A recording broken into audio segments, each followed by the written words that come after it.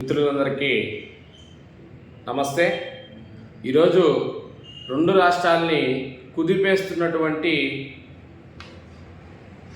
Krishnalanka case. ఈరోజు యావత్ రాష్ట్రం మొత్తం కూడా ఈ కేసు గురించి ప్రతి న్యూస్ ఛానల్లోనూ మీడియా ఛానల్లోనూ ఇది సర్క్యులేట్ అవుతుంది.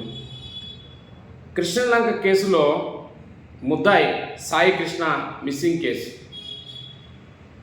Krishnalanka CI Nagaraju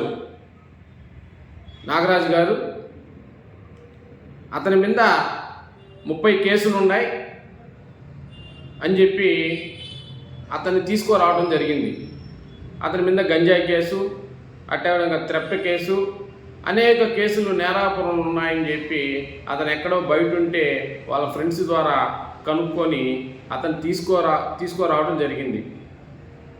police station తీసుకొచ్చిన తర్వాత వాళ్ళ ప్రథమ కర్తవ్యం ఎఫ్ఐఆర్ ఫైల్ చేసి 24 గంటల్లో కోర్టులో ముద్దాయిని అప్పచెప్పాలి. కానీ ఇక్కడ అటువంటిది ఏమీ జరగలేదు. ఈ అబ్బాయి జనసేన పార్టీ, వాళ్ళ మేనమామలు కావచ్చు, వాళ్ళందరూ జనసేన పార్టీ సభ్యత్వం ఉంది. అదేవిధంగా కాపు కులస్తుడు, ఏ కులానికి సంబంధించిన వ్యక్తి అయినా సరే లాకప్ డెత్ చేయటం, అమానుషంగా కొట్టడం, గోర్లు పెరగటం, చిత్రవదలు చేయటం, అదేవిధంగా ఒక ఆర్ఎంపీ డాక్టర్ దగ్గర ఇతను తీసుకెళ్ళి అక్కడ కట్లు కట్టించడం, గోర్లని వాళ్ళ దగ్గర కొన్ని పట్టకర్రలు ఉంటాయి, వాటితో పెరగటం. చాలా పోలీస్ స్టేషన్లో మీరు కావాలంటే చూడండి, వాళ్ళ దగ్గర మన టైర్కి సంబంధించినటువంటి టైర్ని కోసి రెండుగా మడతేసి పెట్టుంటారు. ఎవరన్నా ముద్దాయి వెళ్తే ఆ ముద్దాయిని మొట్టమొదట కాళ్ళ మీదను అదేవిధంగా చేతల మీద కొట్టడం జరుగుతుంది. అసలు ఈ రైట్ ఎవరికి ఇచ్చారు? పోలీసులకి ఈ రైట్ ఎవరికి ఇచ్చారని చెప్పి నేను ప్రశ్నిస్తున్నాను. ఎవరిచ్చారు మీకు? అసలు ఒక వ్యక్తిని, అదే ఒక ఎమ్మెల్యే కొడుకు తప్పు చేస్తే అదేవిధంగా పోలీస్ స్టేషన్ తీసుకొచ్చి మీరు కొట్టగలుగుతారా? ఒక బడుగు బలహీన వర్గాల వాళ్ళు ఏదన్నా చిన్న తప్పు చేస్తే దాన్ని చాలా పెద్దదిగా భూతద్దంలో చూపించి హై రికమెండేషన్ ఎమ్మెల్యేలు, ఎంపీలు, కార్పొరేటర్లు, మినిస్టర్లు వాళ్ళ ఫోన్ల ద్వారా వాళ్ళని మీరు చిత్రహింసలు చేసి మీ పగ అంతా తీర్చుకుంటారు. ఈరోజు సాయికృష్ణ తల్లి రోధిస్తుంది. ఆమె వర్ణనాతీతం, ఆమె బాధ చూడండి. వాళ్ళ లాయర్ చెప్తున్నారు, ఆ అబ్బాయి మీద కేసులు 2 కేసులు ఉన్నాయి, నేను ఎక్కడికి రమ్మంటే అక్కడికి వస్తానని చెప్తున్నారు. ఒక పోలీస్ అధికారికి ఇంత ధైర్యంగా ఒక వ్యక్తిని చంపడం అనేది చాలా దారుణమైన విషయం. చంపడం కూడా కాకుండా చంపేసి లాకప్లో కూడా ఉంచకుండా అసలు ఈ కేసుని తారుమారు చేసేదానికి, అంటే ఈ కేసులో అతను లేకుండా ఉంటే మిస్సింగ్ అని చెప్పేసి కేసుని పూర్తిగా పక్కదోవ పట్టించాలి. అంటే బాడీ చెప్తే దానిలో మళ్ళీ పోస్ట్ మార్టం చాలా ఉంటాయి, అవన్నీ ఫేస్ చేయాల్సి వస్తుంది పోలీసులు అందరం అని చెప్పి సిఐ నాగరాజు తెలివిగా వాళ్ళ బృందం ఏం చేశారు, అతన్ని కాల్చేసి బూడిద చేశారు. కనీసం ఆ తల్లి ఆ బూడిదన్న ఇవ్వండి, నా కొడుకుని ఇవ్వండి అని అర్థిస్తుంది, రోధిస్తుంది, ఎంతో బాధపడుతుంది. ఈరోజు భారతదేశంలో అత్యున్నతమైనటువంటి శాఖలు చాలా ఉన్నాయి. ఒక తప్పు చేస్తే, ఒక అన్యాయం చేస్తే, ఒక దుర్మార్గం ఒకడు మన మీద అనుచితంగా ప్రవర్తిస్తే మొట్టమొదట పోలీస్ వారికి తెలియజేస్తాం, మాకు న్యాయం చేయండి అని చెప్పి. కనీసం ఇప్పుడు కొన్ని పోలీస్ స్టేషన్లు అయితే అసలు మన సమస్య వినేదానికి కూడా వాళ్ళకి తీరిక లేదు. ఒకప్పుడు పోలీస్ అధికారులు వాళ్ళు సొంతంగా డ్యూటీ చేసేవాళ్ళు, ఇది అన్యాయం, ఇది న్యాయం, దాన్ని మనం ఇలా సాల్వ్ చేయాలా, అలా సాల్వ్ చేయాలని చెప్పి కొంత ఫ్రెండ్లీ పోలీసింగ్ ఉండేది. గత 10 సంవత్సరాల నుంచి ఫ్రెండ్లీ పోలీసింగ్ పోయింది రాష్ట్రంలో.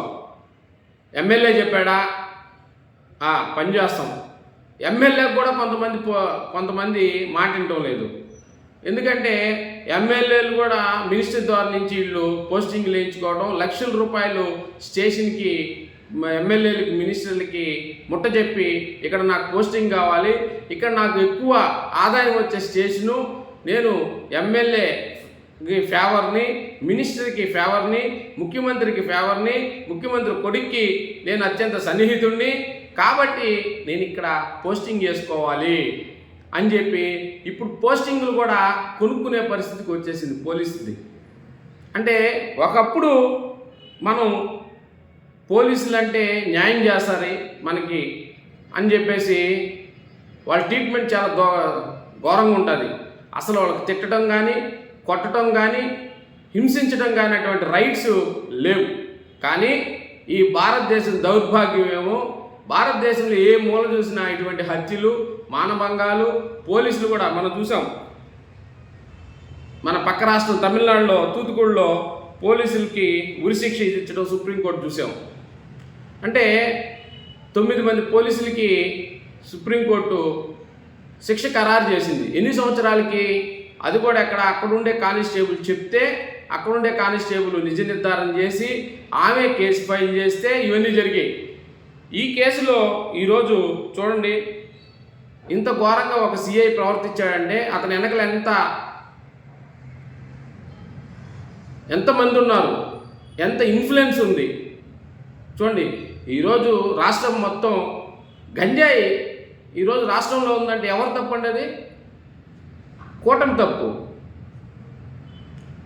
ఎవరు తప్పది? రాష్ట్రంలో గంజాయి ఉందంటే ఈరోజు కూటమి తప్పు, లేదా గత ప్రభుత్వం తప్పు. అంటే మీరు సక్రమంగా డ్యూటీలు చేయకుండా కూటమిని ఉండే ప్రభుత్వంలో మీరు గంజాయిని, బ్రౌన్ షుగర్ని, మాదక ద్రవ్యాల్ని, ఇచ్చలేడుగా సారాయిని, కొత్త ఐటమ్స్ని తీసుకొచ్చి ఈరోజు రాష్ట్రం మొత్తం నాశనం చేస్తున్నారు. రాష్ట్రంలో న్యాయ పరిపాలన జరగాలి, ధర్మ పరిపాలన జరగాలి. అవన్నీ జరగకుండా ఈ రోజుల్లో ముందుకొచ్చి ఈ కేసుని మీరు చేపట్టాలని ఈరోజు రాష్ట్రంలో పుస్తకానికే పరిమితమైన బిఎన్ఎస్ సెక్షన్లు చూడండి, ఇవి పుస్తకంలో ఉంటాయి. అసలు 80% కేసులన్నీ కూడా, పోలీసులు పెట్టిన కేసులన్నీ కూడా నిరూపించబడవు. ఎందుకు నిరూపించబడవు అంటే క్రింద స్థాయిలో సక్రమైన ఎంక్వైరీ చేయరు, వాళ్ళకి జరిగిన అన్యాయాన్ని తెలుసుకోరు, లాలూచిపడి ఆ కేసులన్నీ కూడా తప్పుదోవ పట్టించే విధంగా 80% కేసులు ఈరోజు కోర్టులో నిలబడటం లేదు. న్యాయం కోసం ఎంతోమంది ఈరోజు కోర్టు మెట్లెక్కుతూ న్యాయం కావాలంటే సంవత్సరాల తరబడి ఈరోజు న్యాయాన్ని మనం చూడాల్సి వస్తుంది. సంవత్సరాల తరబడి ఒక న్యాయం జరుగుతుంది.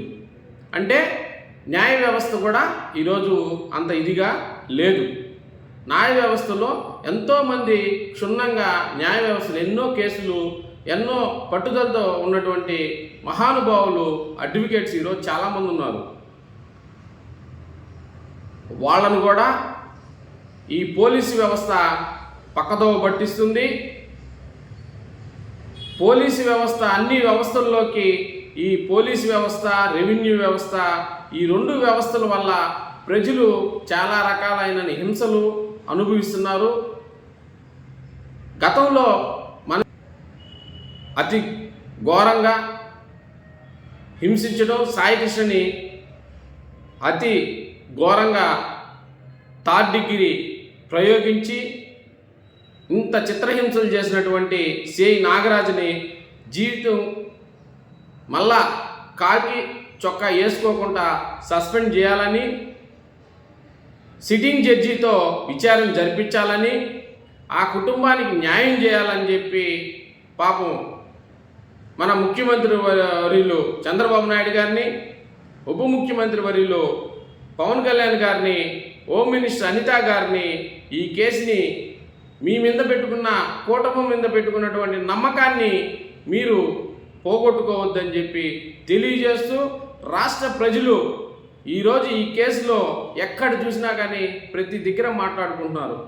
కాబట్టి ఇటువంటివి పునరావృతం కాకుండా రాష్ట్రంలో తక్షణం న్యాయం జరిగే విధంగా, రాష్ట్రంలో ఇటువంటి కార్యకలాపాలకు పోలీసులు పాల్పడకుండా వాళ్ళని మందలించాలని చెప్పి తెలియజేస్తూ, వాళ్ళ కుటుంబానికి ఏం జరిగిందనే విషయాన్ని సాయికృష్ణ గారు ఏం జరిగిందనే విషయాన్ని నాగరాజు గారు క్షుణ్ణంగా చెప్పాలని చాలా వీడియోలు వైరల్ అవుతున్నాయి. ఇందాక కూడా నాగరాజ్ సిఐ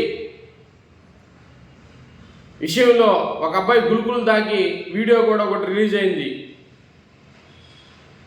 ఇటువంటి దుశ్చర్యలకి పోలీసులు పాల్పడకూడదని చాలామంది, మనం అందరిని అనకూడదు, వాళ్ళు చాలామంది నీతివంతులు, పోలీసుల్లో కూడా ఫ్రెండ్లీ పోలీసులు చాలామంది ఉన్నారు.